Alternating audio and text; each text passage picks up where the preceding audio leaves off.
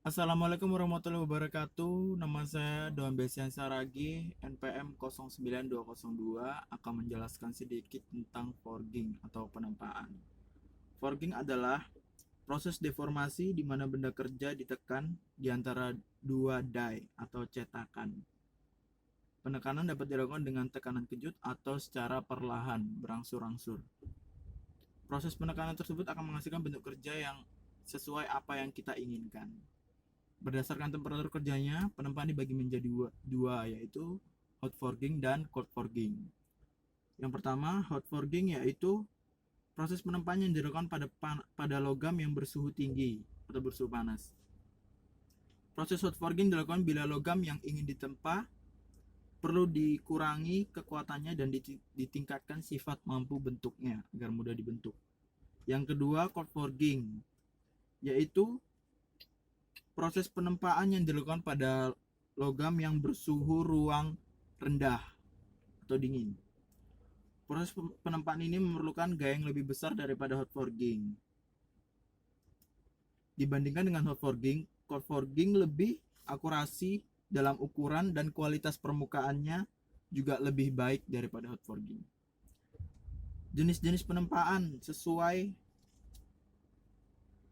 dapat dibedakan menjadi tiga, yaitu open die forging, yang kedua impression die forging, dan yang ketiga flashless forging. Yang pertama, open die forging.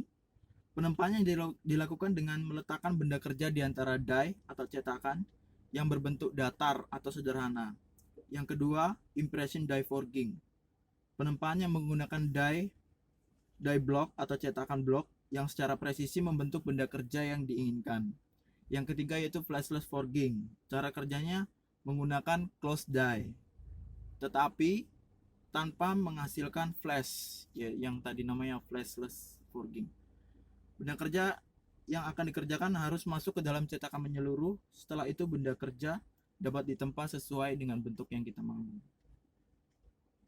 Kelebihan menggunakan forging adalah yang pertama, bagian yang ditempa memiliki elastisitas yang tinggi dan memberikan ketahanan yang besar untuk benturan dan kelelah bebanan. Yang kedua, tempa memurnikan struktur logam. Yang ketiga, menghasilkan penghematan besar dalam waktu, tenaga, dan material. Yang keempat, tempa mendistorsi searah serat atau fiber. Dibuat sebelumnya, diciptakan oleh rolling dan meningkatkan kekuatan dengan menetapkan arah-arah butiran. Yang kelima, karena bekerja secara intensitas, kekurangan jarang ditemukan sehingga memiliki keandalan yang baik. Yang keenam, tingkat akurasi yang wajar dapat diperoleh dalam penempaan. Yang ketujuh, bagian yang ditempa dapat dengan mudah disambung. Kekurangan menggunakan forging. Yang pertama, kekurangannya adalah pengoksidasian yang cepat dalam menempa permukaan logam yang dihasilkan tidak sesuai dengan cetakan. Yang kedua, toleransi dekat dalam menempa operasi sulit mempertahankan. Yang ketiga, penempaan terbatas pada bentuk yang sederhana dan memiliki keterbatasan untuk bagian-bagian yang dipotong. Yang keempat, beberapa bahan tidak mudah dikerjakan oleh penempaan. Tidak semuanya bisa dilakukan dengan cara forging.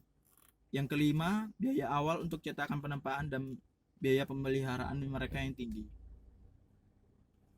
Yang keenam, logam akan retak atau terganggu jika bekerja di bawah batas suhu tertentu. Yang ketujuh, biaya pemeliharaan cetakan tempa juga sangat tinggi. Cacat-cacat yang terjadi pada produk tempa atau produk forging. Yang pertama, retak permukaan. Yang kedua, lipatan karena terjadi tekukan atau buckling. Yang ketiga, retak internal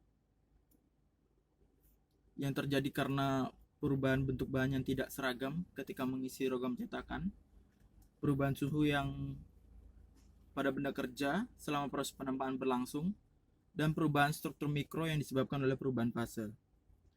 Yang keempat, perubahan produk tempa yang tidak sesuai. Produk tempa yang tidak sesuai itu produk tempa yang tidak selesai dapat terjadi karena kurangnya bahan baku atau buruknya aliran logam. Yang kelima, produk tempa yang tidak pas. Yang keenam, terdapat lubang-lubang kerak pada permukaan produk tempa. Yang ketujuh, benda kerja terlalu panas. Yang ke-8, garis-garis serat yang kacau. Sekian presentasi dari saya. Assalamualaikum warahmatullahi wabarakatuh.